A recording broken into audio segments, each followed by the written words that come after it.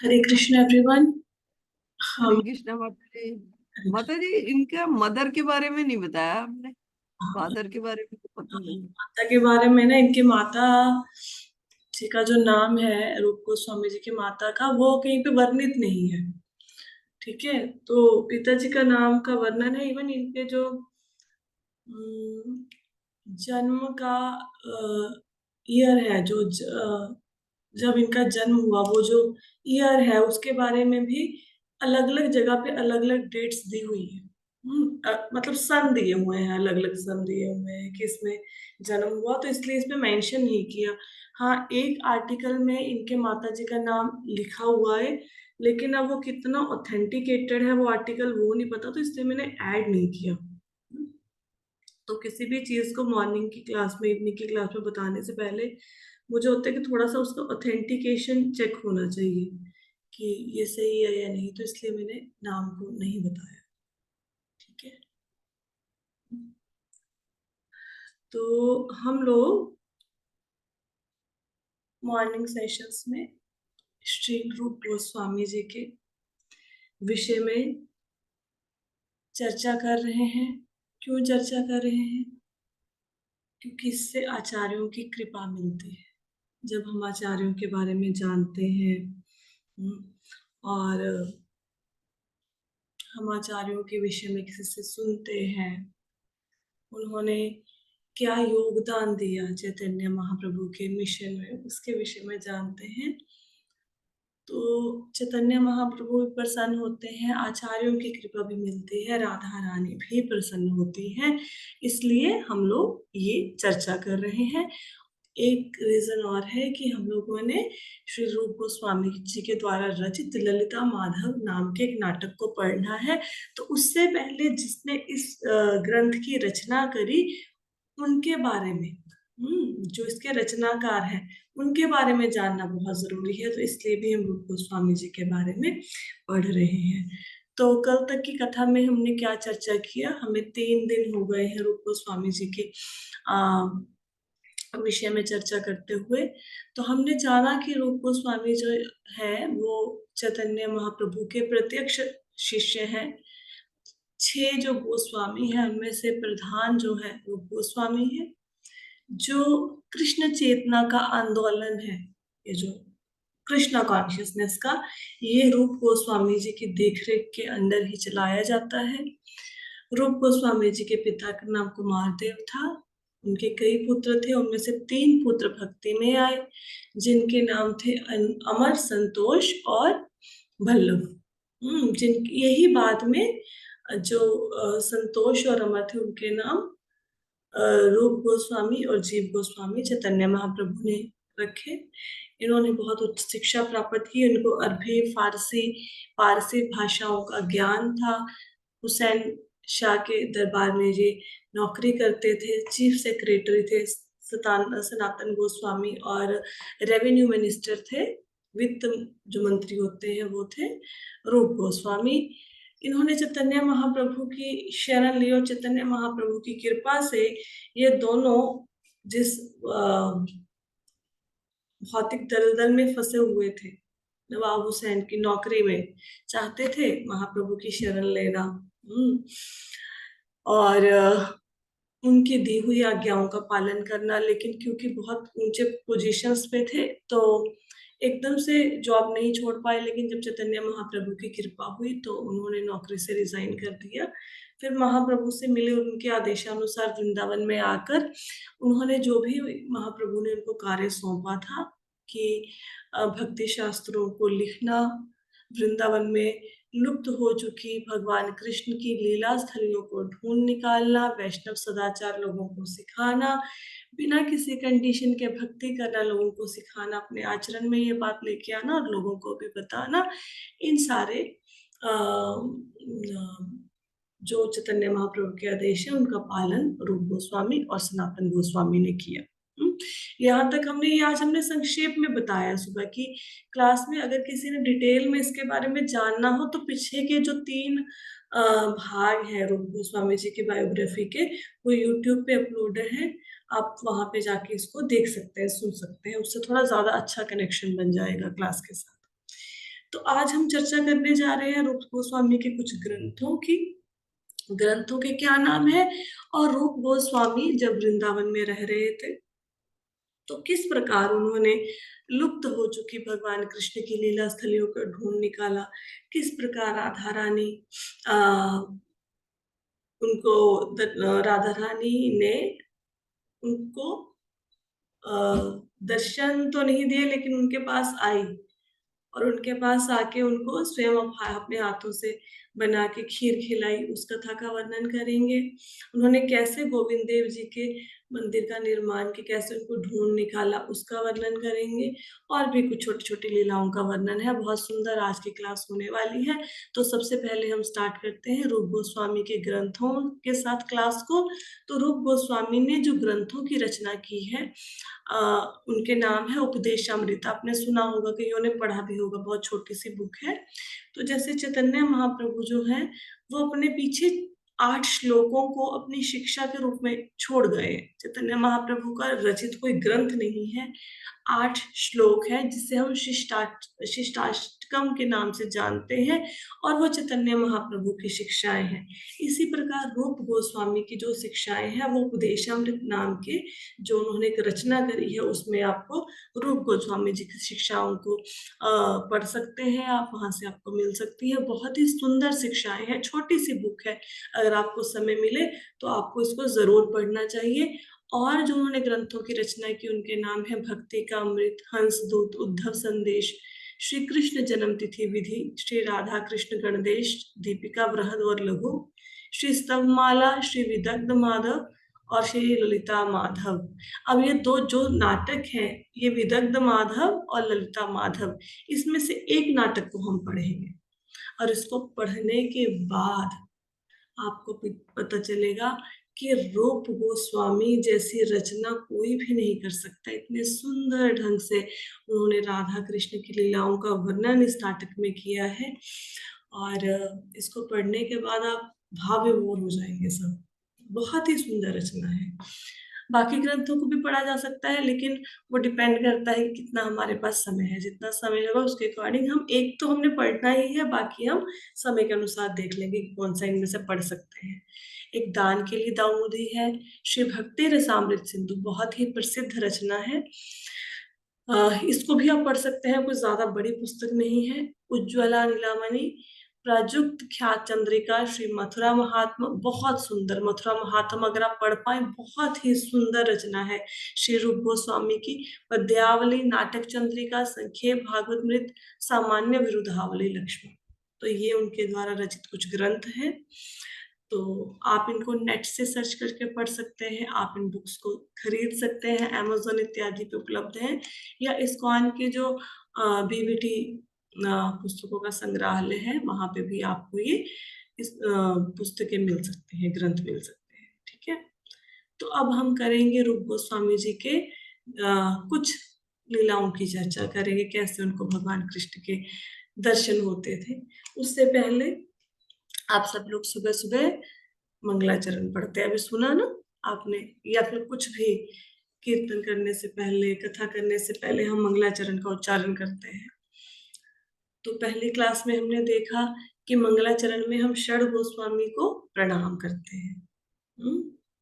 फिर हमने क्या जाना कि मंगलाचरण में सबसे पहले जब हमने गाया ओम ज्ञानतिमिरांधस्य से 2 लाइनें गाने के बाद सबसे नेक्स्ट स्टैंजा जो है उसमें प्रभुपाद जी सीधे रूप गोस्वामी जी की शरण ग्रहण कर रहे हैं।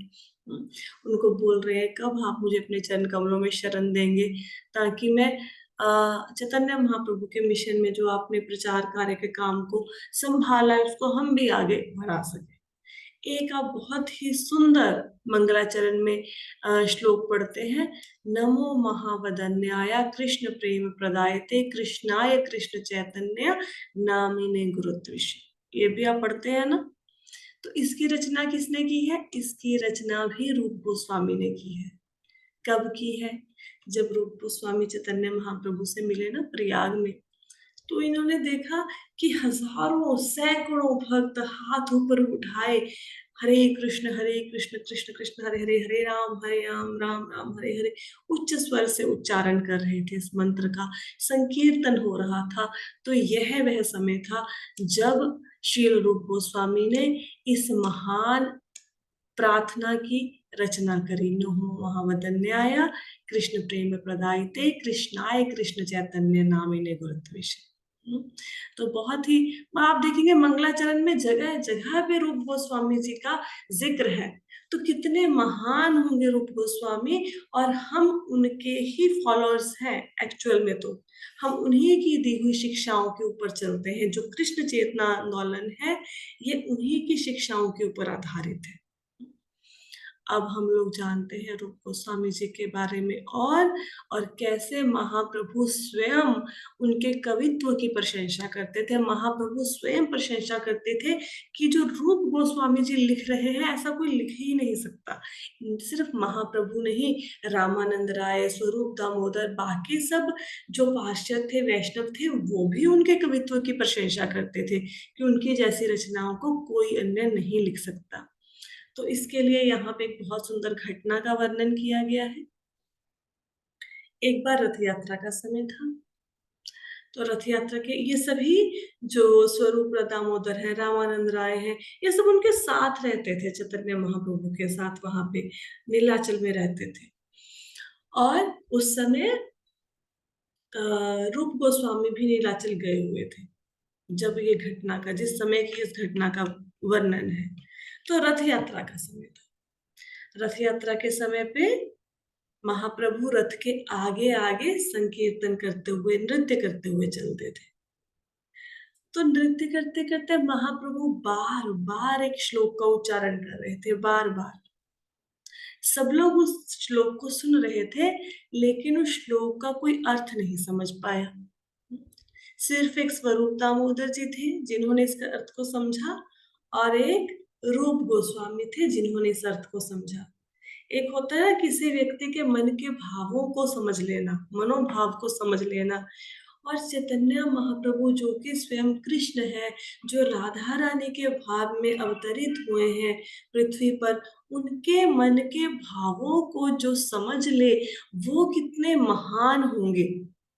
देखो, भगवान कृष्ण हमारे मनोभावों को समझते हैं ना, और जो भगवान कृष्ण के मनोभावों को समझ ले, वो अपने आप में कितना महान होगा। तो चैतन्य महाप्रभु बार बार एक श्लोक का उच्चारण कर रहे हैं रथ यात्रा में नृत्य करते हुए। कोई श्लोक को समझ नहीं पा रहा, सिर्फ स्वरूप दामोदर समझ रहे हैं और रूप गोस्वामी समझ रहे हैं। अब रूप गोस्वामी ने जो चैतन्य महाप्रभु श्लोक गा रहे थे, उसके अर्थ सूचक, मतलब उसके मीनिंग का प्रतीक एक और श्लोक लिखा। जो चैतन्य महाप्रभु गा रहे थे उस श्लोक को नहीं लिखा, उसका मीनिंग क्या है जो चैतन्य महाप्रभु गा रहे हैं, उसके मीनिंग के अकॉर्डिंग एक श्लोक लिखा। श्लोक लिख के क्या किया, वो जिस कुटिया में रहते थे, उस कुटिया की छत के ऊपर ऐसे तालपत्र में लिखकर, छप्पड़ में होती ना छत घास फूस की, तालपत्र के ऊपर उस श्लोक को लिखा और उसमें फंसा दिया पत्ता, और चले गए स्नान करने। पीछे पीछे से चैतन्य महाप्रभु आ गए, और चैतन्य महाप्रभु का ध्यान गया छत के ऊपर। उन्होंने देखा छत में ये क्या तालपत्र फंसा रखा है। तो उन्होंने उसको निकाला और उसको पढ़ा। तो जैसे ही श्लोक को पढ़ा, भाव विभोर हो गए। हाँ, और जैसे ही रूप गोस्वामी आए स्नान करके वापिस, तो उन्होंने उनको गले लगा लिया और पूछा कि आप कैसे मेरे मन के भाव को समझ सकते हो। किसी ने नहीं समझा। अब ये श्लोक क्या था, ये जो चैतन्य, हालांकि ये श्लोक संस्कृत में है, मैंने संस्कृत इसलिए यहाँ पे नहीं लिखा क्योंकि हमें तो खैर इतना संस्कृत पढ़ना नहीं आता, हिंदी पढ़ लेंगे तो हमें श्लोक समझ आ जाएगा। हाँ, और फिर थोड़ा सेशन भी लंबा हो जाता है अगर दोनों चीजों को पढ़ेंगे। तो चैतन्य महाप्रभु जिस श्लोक को गा रहे थे, वो श्लोक इस प्रकार था कि एक नायक नायिका है, मतलब लड़का लड़की है, तो शादी से पहले एक दूसरे से मिलते हैं। तो जो लड़की होती है वो अपनी सखी से कहती है, शादी के बाद कहती है कि देखो, जिस जगह पे हम मिले थे ना, रेवा नदी के तट पर, मेरे को वो याद आ रहा है। आज भी कहते वही चैत्र मास की, चैत मास की बसंत है, बसंत की रात है। जिस दिन हम पहली बार, मतलब जिस दिन वो लड़की पहली बार अपने पति से मिली थी शादी से पहले, चैत चैत्र मास की बसंत की रात को वो शादी के बाद अपनी सहेली को बताती है कि इसी नदी के तट पर हम मिले थे, आज वही दिन है। आज चैत्र मास की वही बसंत की रात है, इसी दिन हम लोग पहली बार मिले थे। ऐसी ही मंद मंद वायु, सुगंधित वायु बह रही थी, और तब भी मैं उनसे मिली थी, तब वो मेरे प्रेमी थे, आज वो मेरे पति हैं। लेकिन जो मुझे सुख उस समय प्राप्त हुआ था मिलन का, वो मिलन का सुख आज प्राप्त नहीं हो रहा। और मेरा मन कर रहा है फिर से मैं उन्हीं दिनों में वापस चली जाऊं जब मेरी शादी नहीं हुई थी और जब मुझे मेरे पति मिले थे शादी से पहले, वही दिन हो फिर से मैं उनसे मिलूं। अब देखो कई बार ऐसा होता है ना कि शादी से पहले जो भाव होते हैं शादी के बाद वो हस्बैंड के या वाइफ के नहीं रहते, क्योंकि शादी से पहले सपोज करो कोई एक दूसरे से प्रेम करते हैं तो मन में एक चाह होती है कि मिले उनसे, उनको देखें, बातें करें। शादी के बाद फिर उन्हीं को देखना है पूरा दिन, फिर वो जो एक लालसा होती है वो धीरे धीरे समाप्त होनी शुरू हो जाती है। और शादी से पहले तो किसी के गुण ही गुण दिखते हैं, है ना। शादी के बाद तो फिर लगता है कि भाई इसमें तो ये कमी भी है, तो इसलिए भी थोड़ा प्रेम कम हो जाता है। खैर उस चीज की वो वाला भाव यहाँ पे नहीं है। लेकिन ये है कि शादी से पहले जो मिलन का मिलन में आनंद है वो शादी के बाद उतना नहीं आता, है ना। तो अब कोई सुनेगा इस श्लोक को तो वो सोचेगा चैतन्य महाप्रभु तो सन्यासी है, वो सन्यासी हो गए, कैसे रोमांटिक श्लोक को गा रहे हैं। अगर हमारे जैसा कोई मूड होगा तो हम तो यही सोचेंगे ना। लेकिन चैतन्य महाप्रभु किस भाव में गा रहे हैं, उस भाव को कोई नहीं पकड़ पाया। उस भाव को किसने पकड़ा? रूप गोस्वामी ने। अब रूप गोस्वामी ने जो श्लोक लिखा इसके अर्थ में उन्होंने क्या लिखा, देखो बहुत सुंदर है। कहते यद्यपि यह श्लोक प्राकृत नायक नायिका के परस्पर एकांत में प्रथम मिलन से संबंधित है, महाप्रभु का मनोभाव श्रीमती राधिका के उस भाव से था जिसका उनके हृदय में कुरुक्षेत्र में श्री कृष्ण के मिलने के समय उदय हुआ था। तो यहाँ पे महाप्रभु किस बात को याद कर रहे हैं कि जब श्रीमती राधा रानी, अब महाप्रभु कौन है? चैतन्य महाप्रभु वो कृष्णा है जो राधा रानी का भाव लेके प्रकट हुए हैं कलयुग में। तो राधा रानी का भाव है तो उनको याद आया कि जब राधा रानी जो थी, देखो कृष्णा तो आ गए ना, मथुरा में आ गए, कंस का वध किया, फिर मथुरा में ही रह गए, ब्रज में नहीं गए, फिर वहां से द्वारिका चले गए, फिर द्वारिका में रहे, राधा जी से उनका मिलन नहीं हुआ, फिर राधा जी से उनका मिलन हुआ 100 सालों बाद कुरुक्षेत्र में। तो जब कुरुक्षेत्र में अब राधा जी ने जो कृष्णा को देखा है, उन्होंने तो मोर मुकुटधारी, हाथ में बंसी है ना, और गैया चरा रहे हैं गोप वालों के साथ। कोई बीच में जैसे होती है ना औपचारिकता नहीं है संबंधों में, तो कृष्णा इजीली अप्रोचेबल है ना। उनके साथ थोड़ा छेड़खानी भी करते हैं, कभी उनको सताते हैं, कभी मनाते हैं। उनको तो उसी उसी भाव का उनके मन में तो वही वाले भाव है, तो वैसे ही कृष्ण को देखना चाहती है ना, उसी वाले कृष्ण को। अब ये जो कृष्णा दिख रहे हैं द्वारिका में, तो द्वारिकाधीश है भाई, उनका तो पहरावा ही चेंज हो गया। वो भी मोर मुकुट मुरली धारण नहीं करते, अब तो राजाओं वाली वेशभूषा है उनकी। अब वो अपने मित्रों के साथ श्रीधामा, हाँ, स्तोक कृष्णा, उन मित्रों के साथ नहीं खेल रहे हैं। अब तो उनके साथ पूरा जन समूह है, मंत्री, हाथी, घोड़े ना सब है। और अब तो आसपास बहुत से लोग हैं, है ना, आसपास बहुत से लोग हैं, तो लज्जा आ रही है। वैसे नहीं ना मिल सकते जैसे एकांत में वृंदावन में मिलते थे, वैसे तो मिलन नहीं हो पा रहा। तो वही कृष्णा है, हाँ, वही राधा रानी है, लेकिन दृश्य चेंज हो गया। वो वृंदावन वाला दृश्य नहीं। अब मिलन में बहुत सारी औपचारिकताएं हैं, एक ढंग से कह सकते हैं, एक दूरी है। वो जो वृंदावन में कोई दूरी नहीं थी, यहाँ पे अब एक दूरी लग रही है। वो राजसी वेशभूषा में है ना। तो राधिका रानी चाहती है कि उसी यमुना के तट पर वो चली जाएं और वैसे ही कृष्ण बांसुरी जी बजाएं, वैसे ही उनकी वेशभूषा हो, वैसे ही सखियां हो, वैसे ही गोप ग्वाल हो, वैसे ही वो गैया चराए और वैसे ही वो उनसे मिले।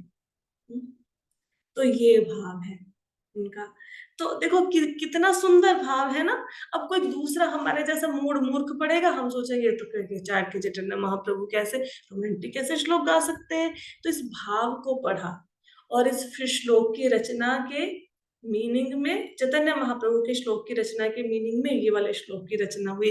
तो महाप्रभु ने बोला कि आपने कैसे मेरे मन के भाव को समझ लिया। तो स्वरूप दामोदर ने कहा कि इसमें कोई आश्चर्य की बात नहीं, जिस पर आपकी कृपा हो जाए वो तो कुछ भी कर सकता है। तो महाप्रभु ने कहा, हाँ, रूप गोस्वामी के ऊपर मेरी कृपा हुई है, मैं उनसे बहुत अधिक संतुष्ट हूँ। मैंने उनको गले लगाया है और अपनी शक्ति का संचार उनमें किया है। तो इसलिए वो व्रज रस को, जो व्रज का रस है, उसको इतने सुंदर ढंग से प्रस्तुत कर पा रहे हैं। तो ये तो होगी एक घटना। ऐसे ही कुछ और घटनाओं का हम लोग अभी चर्चा करेंगे। इस घटना को आप समझ पाए? जितना अब तक सुना समझ पाए? हाँ जी, हाँ जी, हे आनंद वन। माता दी, हे माता दी। तो बहुत ही, अगर आप पढ़ेंगे ना, मुझे नहीं पता आपने इस घटना को कभी पहले सुना है कि नहीं सुना। मैं तो जब भी पढ़ती हूँ मुझे इतना ही आनंद आता है। चैतन्य चरितामृत में इसका वर्णन है। और और भी बहुत सारी लीलाएं हैं। जैसे रूप गोस्वामी जी ने एक बहुत सुंदर श्लोक की रचना करी। उस श्लोक का मीनिंग क्या है? वो इस श्लोक में कहते हैं कि जो कृष्ण नाम है, 2 अक्षर का है ना, कृष्ण। ये कृष्ण नाम में इतना अमृत है, इतना अमृत है कि जैसे ही मैं कृष्ण नाम बोलता हूँ, जैसे ही कृष्ण नाम मेरी जिह्वा पे आता है, तो ऐसा लगता है कि कृष्ण नाम मेरी जिह्वा पे नृत्य कर रहा है, नाच रहा है। तो मेरा ये मन करता है कि मेरी एक जीभ नहीं, मेरी अनेक अनेक अनेक अनंत जीभें होनी चाहिए, अनंत जीवाएं होनी चाहिए, जिनसे मैं बार बार कृष्ण कृष्ण कृष्ण बोलूं। और मेरे कानों से जब ये कृष्ण नाम अंदर मेरे समा रहा है, मैं चाहता हूँ मेरे एक नहीं, मेरे लाखों करोड़ों कान हो जाए और हर कान से कृष्ण कृष्ण नाम मेरे हृदय के आंगन में आ जाए। और इस कृष्ण नाम ने मेरा हृदय, मन, इंद्रियां सब कुछ को जीत लिया है। तो कितनी सुंदर रचना है ना। पढ़ के ही कितना आनंद आ रहा है। अब हम लोग तो क्या, एक रोबोटिक वे में हम लोग चैंटिंग करते हैं, ये सोच के कब 16 माला होगी, और 16 माला होने के बाद ऐसे माला को रखते हैं कि दोबारा हाथ में ना आ जाए, कि दोबारा से ना करनी पड़ जाए। हमारे तो ऐसा होता है ना, हरे कृष्ण कृष्ण कृष्ण हरे हरे राम राम राम हरे हरे। और साथ में फिर घर के काम दिमाग में आ रहे होते हैं, फिर बार बार देखते हैं कितनी माला रह गई, अच्छा भी 5 ही हुई हैं, आधा घंटा पौना घंटा तो हो गया नाम जपते हुए, खत्म क्यों नहीं हो रही। अब हम देखो, आचार्य कितने ऊंचे पद पर बैठे हैं, इसीलिए तो फिर वो आचार्य हैं। हमारे मन में कभी आता है ये भाव कि लाखों करोड़ों जीव हम कृष्ण कृष्ण उच्चारे, है ना। तो कितना सुंदर भाव है। तो जब चैतन्य महाप्रभु ने इस श्लोक को पढ़ा, तो वो बहुत बहुत प्रसन्न हुए श्लोक को पढ़कर, है ना। और सिर्फ चैतन्य महाप्रभु ने नहीं पढ़ा, उन्होंने बाकी भी भक्तों को बोला कि आप भी पढ़ो। जो रूप गोस्वामी जी ने जितना भी लिखा था उसमें से कुछ कुछ श्लोक बोले भक्तों को कि आप पढ़ो। रूप गोस्वामी को बोला कि आप पढ़ के सुनाओ अपनी रचनाओं में से कुछ श्लोकों को। तो उसके बाद जितने भी वहां पे भक्त थे, जो अपने आप में बहुत ज्यादा ऊंचे पदों पर थे, रामानंद राय थे, सार्वभौम भट्टाचार्य थे, नित्यानंद प्रभु थे, हरिदास ठाकुर थे, बहुत महान भक्त थे, उन सब लोगों ने मिलकर इस बात को माना कि रूप गोस्वामी से ज्यादा अधिक योग्य कोई नहीं है कि चैतन्य महाप्रभु के संदेश को दुनिया तक पहुंचा सके। अब ये नाम रामानंद राय कौन है, सार्वभौम भट्टाचार्य कौन है, नित्यानंद प्रभु कौन है, ये हम पढ़ेंगे कब, आने वाली क्लासेस में। क्योंकि अभी चर्चा करेंगे फिर क्लास लंबी भी हो जाएगी, तो अभी तो हम रूप गोस्वामी की चर्चा कर रहे हैं। आप देखेंगे जितने चैतन्य महाप्रभु के पार्षद थे, जितने उन षड गोस्वामी जो उनके भक्त थे या षड गोस्वामी थे, एक एक के अगर आप चरित्र को पढ़ें, एक एक के बारे में, आप इतना उसमें डूब जाएंगे कि आपको बाहर निकालना पड़ेगा जबरदस्ती। आप अपने आप बाहर ही नहीं आ पाएंगे, इतनी सुंदर उनकी जीवन की चर्चाएं हैं, मतलब कैसे उन्होंने जीवन व्यतीत किया। उनको पढ़ते पढ़ते पढ़ते पढ़ते कोई भक्त बन जाएगा, ना भी भक्ति श्रद्धा हो ना, पढ़ते पढ़ते श्रद्धा आ जाएगी। तो जरूर पढ़ना चाहिए आचार्यों के बारे में। आगे चलते हैं।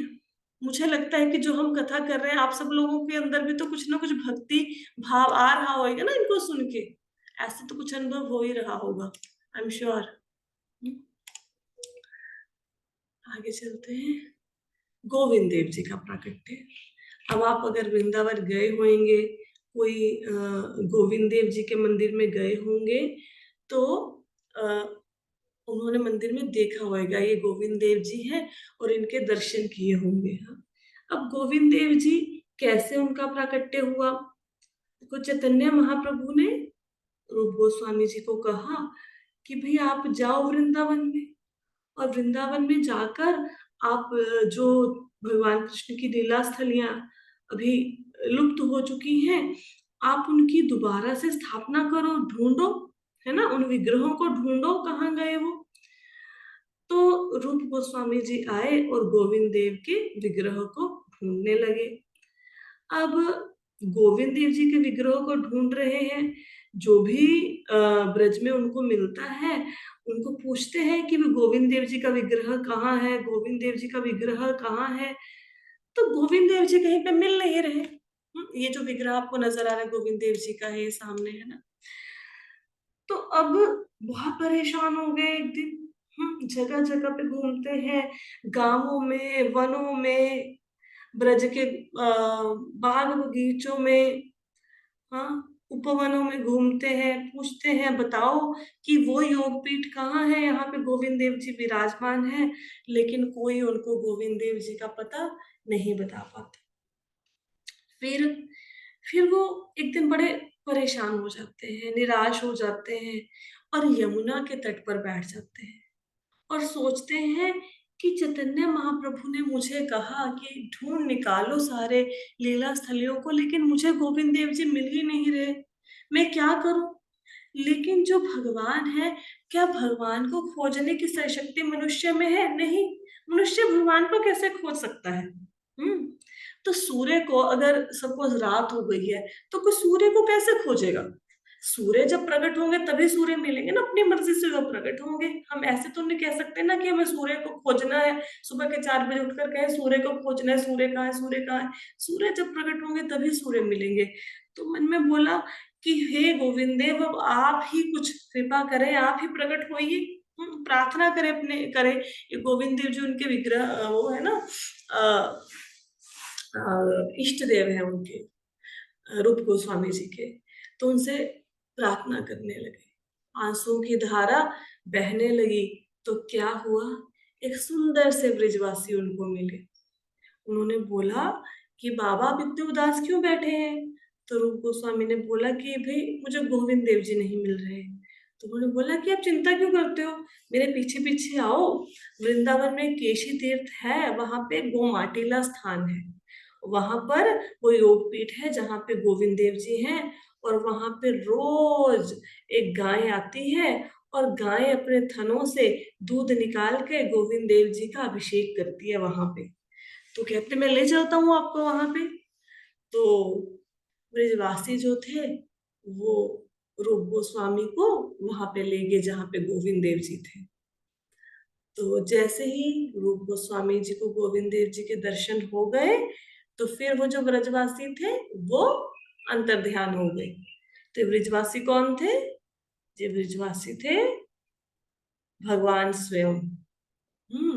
तो भगवान, देखो मैंने 3 क्लासेस में एक ही बात बता रही हूँ कि जब भी कोई सेवा मिले भगवान से संबंधित, उसको स्वीकार कर लो। भगवान सिर्फ कार्य नहीं देते, सिर्फ सेवा नहीं देते, उसको करने की समर्था भी प्रदान करते हैं। तो देख रहे हैं ना, भगवान के रूप को, स्वामी जी को गोविंद देव जी नहीं मिल रहे, तो स्वयं आए, स्वयं गोविंद देव जी से मिलाया। तो जैसे ही उन्होंने गोविंद देव जी को देखा तो आंखों से प्रेम के आंसू बहने लगे। फिर उन्होंने आसपास के गांव वालों को बताया कि भाई गोविंद देव जी मिल गए हैं। तो वहां पर दूध से सबने गोविंद देव जी का अभिषेक किया। फिर थोड़ा खुदाई किया, कुछ दूर खुदाई करी तो उनको गोविंद देव जी के विग्रह मिले।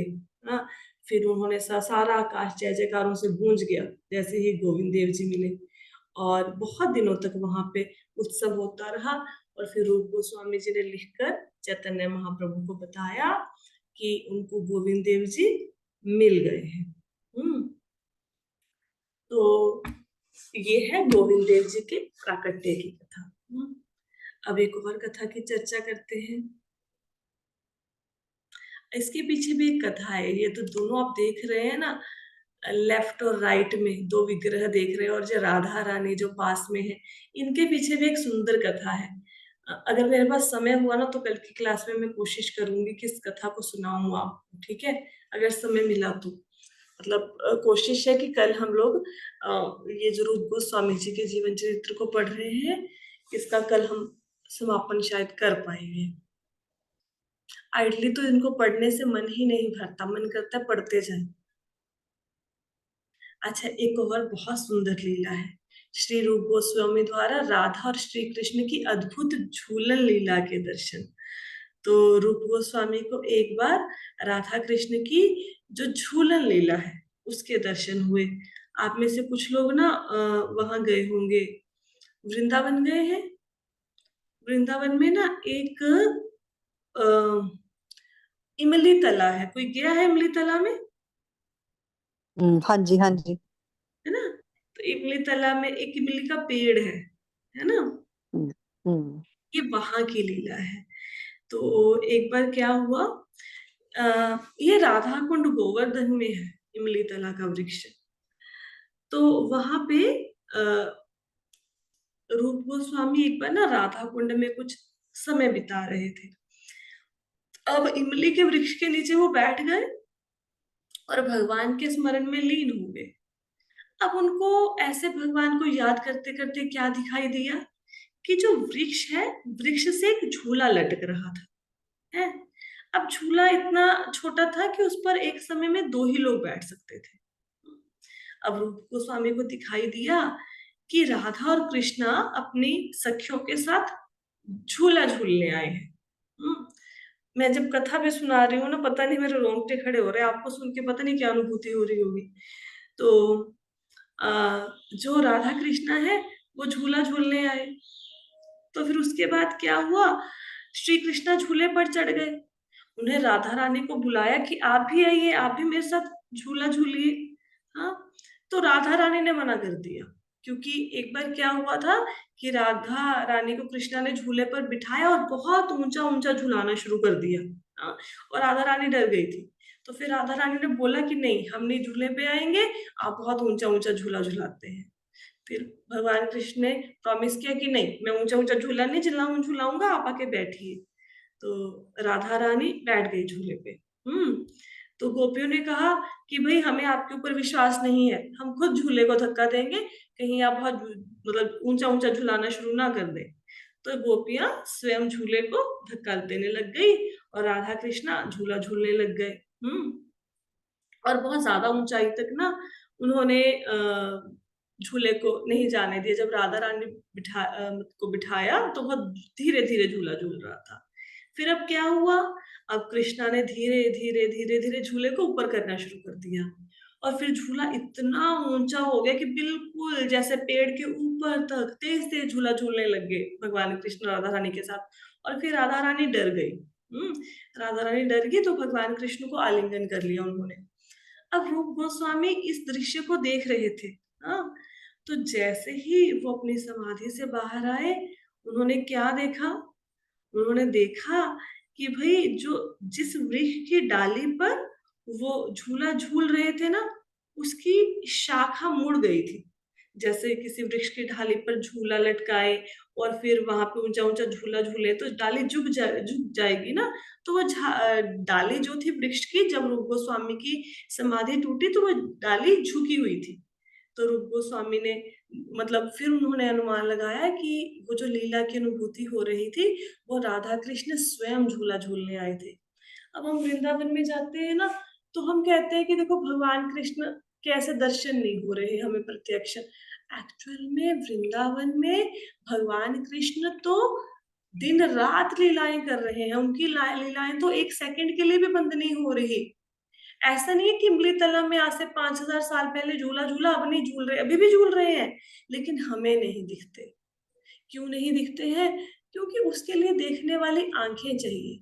अब जैसे किसी के स्पेक्स लगी हुई है, अब स्पेक्स गंदी हो जाए बिल्कुल, उसके ऊपर फोग आ जाए या धूल मिट्टी जम जाए, अब आंखें तो है लेकिन स्पेक्स गंदी है, चश्मा गंदा है तो दिख नहीं रहा। तो हमारी आंखों पर जब भक्ति का काजल लग जाएगा तो हमें भी इन लीलाओं के दर्शन हो सकते हैं, ऐसी बात नहीं है। लेकिन खैर हम तो इतने उच्च स्थान पर नहीं है, लेकिन हाँ, कोशिश करनी चाहिए आचार्यों से कुछ सीखे। मतलब जैसे उन्होंने भगवान की भक्ति की है, एटलीस्ट उसका कुछ कुछ कुछ तो हम अपने जीवन में लेके आए। कुछ श्रद्धा तो हम अपने जीवन में भी उतनी श्रद्धा के भाव को लेके आए अपने जीवन में, जैसे आचार्यों ने जो जीवन को जैसे जिया, कम से कम उनके वचनों पे हम चलने का थोड़ी सी कोशिश करें, है ना?